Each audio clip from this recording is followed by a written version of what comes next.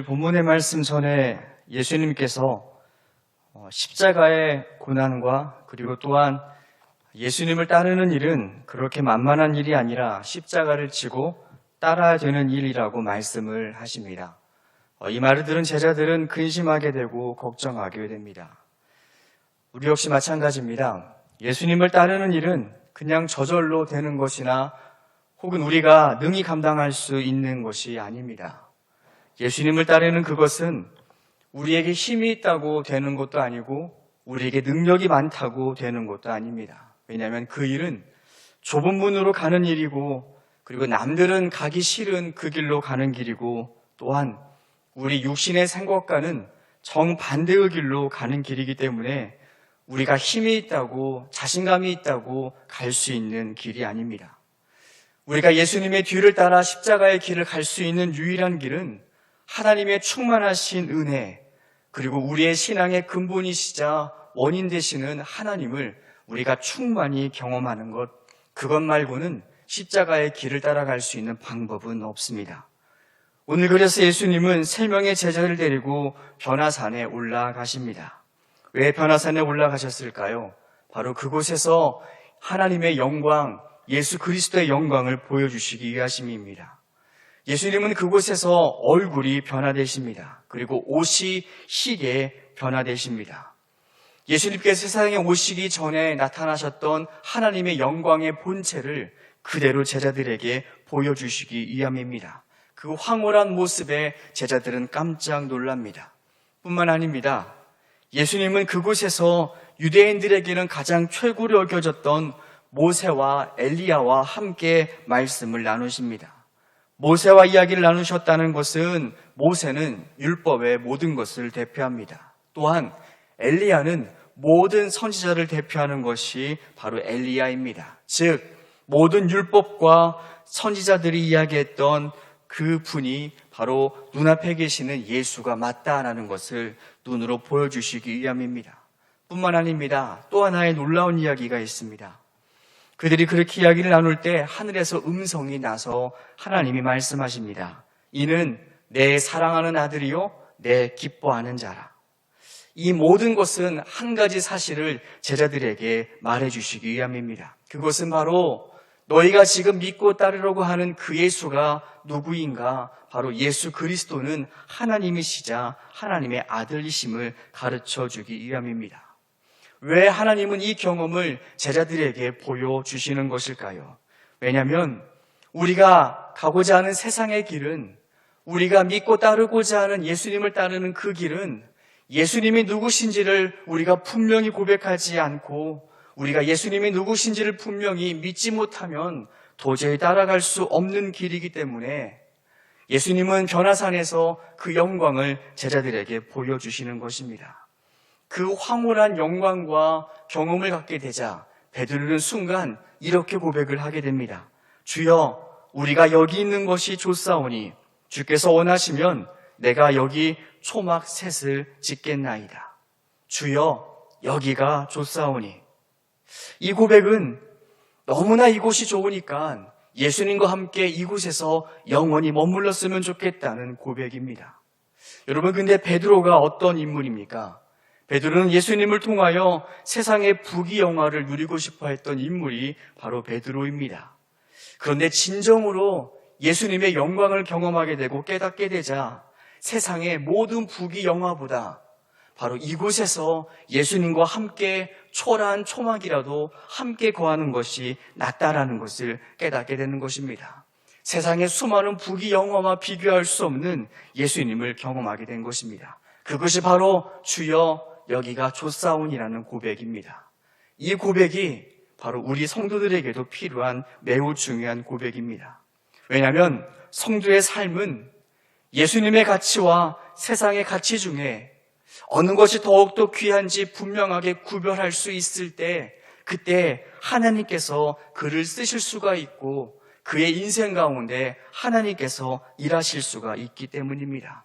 주여 여기가 좋사온이라는 고백은 세상의 모든 것보다 더욱더 예수가 귀하다는 중요한 신앙의 고백입니다. 이 고백이 시작이 돼야 하나님께서 그 사람 가운데 역사하실 수 있습니다. 우리 입에도 이 고백이 필요합니다. 사도 바울도 이 고백을 합니다. 주를 아는 지식이 가장 고상하기에 내가 가진 모든 것을 배설물로 여기노라라고 고백했고, 다윗도 역시 이 고백을 합니다. 주께서 내 마음에 두신 기쁨은 저희의 곡식과 새 포도주가 풍성할 때보다 더하나이다. 한결같이 동일한 고백입니다.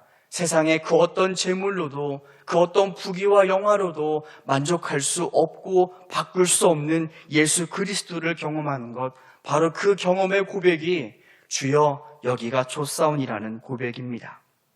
예수님이 누구신지 분명하게 알게 될 때 가질 수 있는 신앙의 고백입니다. 이 고백에서부터 우리는 진짜 성도의 삶을 살아갈 수가 있는 것입니다. 기독교는 하나님을 경험하는 종교입니다. 물론 하나님을 믿는 일에 우리의 지성도 필요하고 이성도 필요하지만, 그런데 무엇보다 이 보이지 않는 하나님을 믿을 수 있는 유일한 것은 우리가 하나님을 직접 경험해 보는 것입니다. 그분의 영광이 무엇이고 그분의 능력이 무엇이고, 보이지 않는 그 하나님을 지성이 아니라 우리의 온 인격으로 경험해 보는 것, 그래야 우리는 하나님을 온전히 따라갈 수 있습니다. 왜 우리는 기도할까요? 왜 이성적으로는 불가능하다는, 치료할 수 없다는 판정이 내렸음에도 불구하고 왜 우리는 하나님께 기도할까요? 왜 우리는 절망과 소망이 사라져버린 그 절망의 순간에도 우리는 포기하지 않고 끝까지 하나님께 기도하며 나아갈까요? 바로 우리가 하나님을 경험하기 위해서입니다. 이와 같은 신앙 없이는 지성과 이성만으로는 감당할 수 없고, 그것만 가지고서는 하나님을 온전히 믿을 수 없기 때문에 우리가 하나님을 경험하기 위해서 우리는 그 수많은 불가능 앞에서도 기도하며 하나님께 믿고 나아가는 것입니다. 그래서 우리 모든 인생에는 열정이 필요합니다. 불가능한 순간에도 기도하는 믿음이 필요하고, 매달림이 필요하고, 끈기가 필요하고, 마음의 진심을 가지고 하나님께 나아가 하나님을 경험하는 그러한 영적인 경험과 영적인 체험이 필요합니다. 영적인 체험이 신앙의 모든 것은 아니지만, 그러나 머리가 아닌 삶으로 하나님을 경험하게 될 때, 세상의 모든 것보다 주여 여기가 좁사온이라는 그 고백을 하게 될 때, 우리는 하나님의 가치와 세상의 가치의 경중을 구별할 수 있고 분별하며 올바른 삶을 살아갈 수 있습니다. 지성에서 영성으로라는 책이 있습니다. 과거 문화부 장관을 지내고 시대의 지성인이라 불렸던 이어령 교수의 책입니다. 그는 철저하게 인생을 무신론 자로 살아갑니다. 신앙에 대해서 굉장히 회의적이고 비판적이었던 그가 그 딱딱한 지성의 삶을 깨트리고 영성의 삶으로 넘어오게 되는데, 그의 견고했던 지성을 깨트렸던 것은 바로 그의 딸의 인생 때문이었습니다. 독실한 그녀의 딸은 미국에서 변호사 생활을 하고 그리고 소외된 아이들을 돌보는 그러한 삶을 살아갑니다. 그런데 어느 날 그의 몸에 암이 발병하게 되고, 그리고 점점 그녀는 시력을 잃어가게 됩니다. 또한 게다가 그녀에게 있었던 아들마저 갑작스럽게 죽음을 맞이하게 됩니다. 이렇게 말도 안 되는 일들이 그녀의 현실 가운데 벌어지게 됩니다. 그런데 그녀는 그러한 모든 삶 가운데 오히려 더욱더 하나님께 깊이 가까이 나아가게 됩니다. 무너질 수밖에 없을 것 같은 그녀의 삶이 무너지지 않았던 분명한 이유 하나는 바로 그녀가 경험했던 하나님 때문입니다. 무엇과도 바꿀 수 없는 하나님, 내 생명이 꺼져가지만 내 생명보다 귀한 하나님을 그녀가 인생에서 경험했기 때문입니다. 그도 역시 베드로처럼 주여 여기가 좁사온이라는 그 고백을 했던 것입니다. 이어령 교수는 그녀의 딸을 보면서 무엇인가를 진중하게 고민하게 됩니다. 자신이 육신의 아버지이고 자신은 지성인이고 모든 것을 다 가지고 있는 것 같은데, 정작 고통받는 자신의 딸을 위해서 해줄 수 있는 것이 아무것도 없는데, 하물며 과연 그분은 도대체 누구이시기에 딸을 이토록 강하게 붙으실 수가 있는가? 바로 이 교수는 자기의 딸을 위하여 기도하며 결국 하나님께 무릎 꿇게 됩니다. 비록 그녀의 딸은 세상을 떠났지만 그녀가 삶으로 경험했던 그 하나님, 바로 무엇과도 바꿀 수 없는 그 하나님을 향한 고백은 무신론자였던 그의 아버지를 회심하게 만들었고, 그리고 또한 그의 아버지가 만났던 그 하나님은 또다시 그의 이야기를 통하여 수많은 사람을 하나님께로 돌아오는 삶의 바탕이 됩니다. 바로 이것이 우리가 하나님을 영적으로 체험하고 경험해야 되는 분명한 이유입니다. 우리가 또 하나 본문을 통해서 주목해서 봐야 될 것이 있습니다. 베드로가 이 고백을 할 때 주여 여기가 촌사오니 이곳에서 머물고자라고 고백할 때 하나님께서 하늘에서 음성으로 말씀을 하십니다. 우리가 읽었던 5절의 말씀을 보시면 하나님이 어떻게 말했는지 그 타이밍을 알 수 없지만 우리가 새번역이나 다른 공동 번역 버전을 볼 때 이렇게 기록이 되어 있습니다. 베드로가 아직도 말하고 있는데 하나님께서 베드로의 말을 끊으십니다. 베드로의 말이 채 끝나기도 전에 하나님께서 베드로의 입을 막으시면서 이렇게 말씀하시는 것입니다. 이는 내 사랑하는 아들이요 내 기뻐하는 자니 너희는 그의 말을 들으라. 하나님께서 예수님의 말씀을 들으라고 하신 것은 무슨 의미일까요? 베드로가 그렇게 고백할 때 그의 입을 막으시면서 예수님의 말씀을 들으라고 하셨던 그 이유가 무엇이고 내용은 무엇일까요? 바로 그것은 예수님께서 하고자 하셨던 그 일, 바로 십자가 지고 세상으로 내려가자라는 것입니다. 하나님께서 우리에게 은혜를 베푸시는 분명한 이유가 있습니다.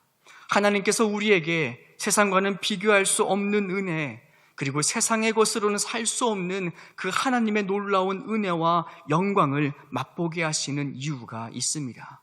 그것은 바로 그 은혜와 영광을 맛보았으니 더 이상 세상에 집착하지 말고 더 이상 세상에 유혹되지 말고 당당하게 세상으로 나아가라 하시는 이유 때문에 우리에게 변화산의 영광을 주고 계시는 것입니다. 변화산 위에는 이렇게 하나님의 영광이 가득했지만, 그런데 우리가 조금만 더 성경을 읽다 보면 변화산 아래에서는 딸이 귀신 들려 신음하고 고통받고 있는 아버지의 이야기가 나옵니다. 바로 우리가 하나님께 은혜와 영광을 받는 것은 그 영광 속에 머물려 하기 위함이 아니라 바로 고통받고 신음하고 있는 그들에게 찾아가서 그들을 위로하고 회복시키며 예수 그리스도를 전하는 것이 하나님의 뜻, 그것이 변화산 위에 있었던 영광과 은혜의 목적이라는 것입니다. 중요한 말씀입니다. 하나님의 은혜는 공짜이지만 그런데 하나님의 은혜에는 분명한 목적이 있습니다. 하나님은 은혜 받는 자들을 향하여 하나님을 향해 하나님만으로 만족하는 삶을 살게 하시지만, 그런데 그곳에서 머무는 것이 아니라 세상으로 가라 말씀하십니다. 세상으로 흐르지 않는 은혜는 우리를 교만하게 만들 뿐 아니라 우리의 신앙을 썩게 만들기 때문입니다. 그래서 하나님은 우리에게 은혜를 보여주시고 그 은혜를 맛본 후에 세상으로 가라 말씀하십니다. 모세는 떨기나무 불꽃 가운데서 하나님께서 만나주시고 그에게 내 백성을 가서 구하라고 말씀하시고, 그리고 또한 예수님을 부인했던 베드로에게는 네가 나를 사랑하느냐라고 3번 물으시고 그를 일으켜 세우신 다음에 또다시 가서 내 양을 치라라고 말씀하십니다. 오늘 본문의 내용 역시 마찬가지입니다. 바로 예수님께서는 베드로에게, 제자들에게 그 놀라운 하나님의 영광을 보여주시고 이제 봤으니, 이제 하나님의 살아계심을 분명히 확인했으니 이제 나와 함께 세상으로 내려가자, 십자가 지고 가자라고 말씀하십니다. 은혜의 분명한 목적은 우리를 세상으로 보내기 위함입니다. 세상에는 없는 것이 있습니다. 세상에는 바로 우리의 만족의 근원이신 하나님이 계시지가 않습니다. 만족함이 없으니까 세상은 다툼이 많고 싸움이 많고 분쟁이 많습니다. 그들에게 하나님이 없기 때문입니다. 모든 것을 다 주고서라도 바꿀 수 없는 그 만족되시는 하나님이 없기 때문입니다. 이런 말이 있습니다. 가난 중에 있지만 가난에 염려가 없다면 그 사람은 가난한 것이 아니다. 가난하지만, 부족하지만 가난하지 않을 까닭은 바로 그에게 만족이 있기 때문입니다. 물질적으로 우리가 도울 수 있는 것은 분명히 한계가 있습니다. 우리가 그들에게 줄 수 있는 것도 그리 많지 않습니다. 그런데 우리가 그들에게 줄 수 있는 유일한 것이 있습니다. 그것은 바로 우리의 삶을 만족해 하셨던 그 예수 그리스도의 영광, 바로 우리의 삶을 회복시키셨던 그 하나님을 전하는 것입니다. 베드로가 말합니다. 은과 금은 내게 없거니와 내게 있는 것으로 내게 주노니 곧 나사렛 예수 그리스도의 이름, 그 이름을 전해주는 것이 바로 우리의 삶의 목적입니다.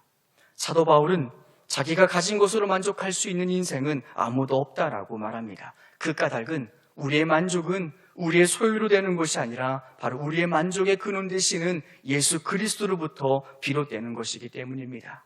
그래서 이렇게 말합니다. 우리가 스스로 만족할 것이 아니니 우리의 만족은 오직 하나님으로부터 나느니라.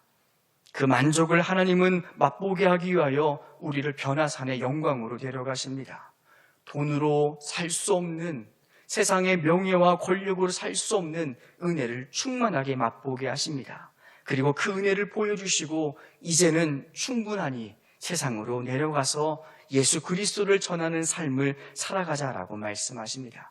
그것이 우리에게 말씀을 주시는 이유이자 우리에게 은혜를 주시는 까닭입니다. 수요예배 때도 말씀을 나눴지만 우리에게 주신 은혜는 이미 충분합니다. 우리가 은혜가 부족한 것이 아닙니다. 우리가 결핍이 가득한 것이 아닙니다. 이미 우리는 모든 것을 충만케 하시는 예수 그리스도를 가졌습니다. 우리가 해야 될 유일한 것은 그 기쁨의 근원이자 만족의 근원인 예수님을 보여주며 흘려보내는 것. 그때 하나님은 우리를 통하여 세상의 빛과 소금으로 우리를 나타내십니다. 바로 그것이 우리에게 은혜를 주시는 목적이자 말씀을 들려주시는 이유입니다. 우리의 삶에 그러한 삶의 여정이 있었으면 좋겠습니다. 매일 이곳에서 말씀을 듣고 은혜 받는 것도 중요하지만 그것이 우리 신앙의 목적은 아닙니다. 우리의 신앙의 목적은 가서 전하는 것입니다.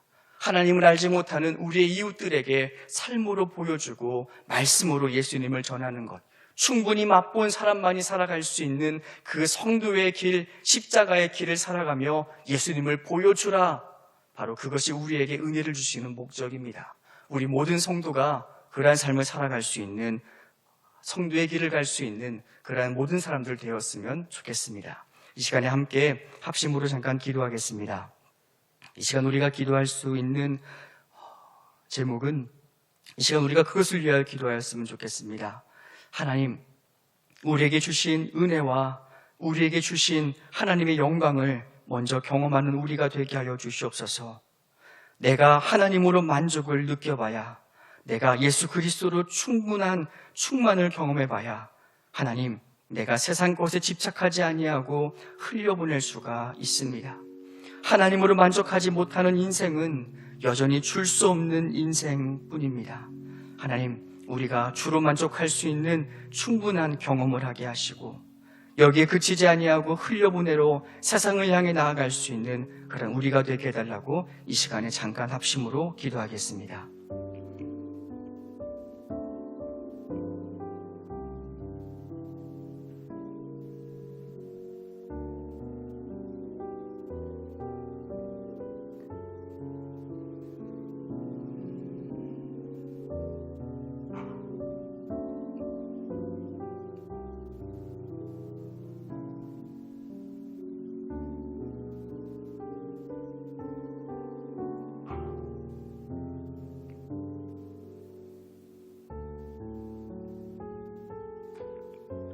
하나님, 우리가 하나님을 알되 지성으로만, 이성으로만 아는 것이 아니라 하나님께 때로는 기도로 매달리고 말씀에 깊이 파묻혀 하나님만이 보여줄 수 있는 하나님의 충만한 영광을 맛보는 자들 되게 하여 주시옵소서. 그 은혜가 있어야 우리가 바르게 분별하고 세상의 경중과 하나님의 경중을 바르게 판단하며 살아갈 수가 있습니다. 그래야 우리가 참된 은혜 받는 자답게 살아갈 수 있사오니 하나님, 그 은혜와 영광을 주시고 또한 세상으로 향하여 나아갈 수 있는 우리 모두가 되게 하여 주시옵소서. 예수님의 이름으로 기도드립니다. 아멘. 주님의 기도를 함께 드리겠습니다. 하늘에 계신 우리 아버지, 아버지의 이름을 거룩하게 하시며 아버지의 나라가 오게 하시며 아버지의 뜻이 하늘에서와 같이 땅에서도 이루어지게 하소서. 오늘 우리에게 일용할 양식을 주시고 우리가 우리에게 잘못한 사람을 용서하여 준 것 같이 우리의 죄를 용서하여 주시고 우리를 시험에 빠지지 않게 하시고 악에서 구하소서. 나라와 권능과 영광이 영원히 아버지의 것입니다. 아멘.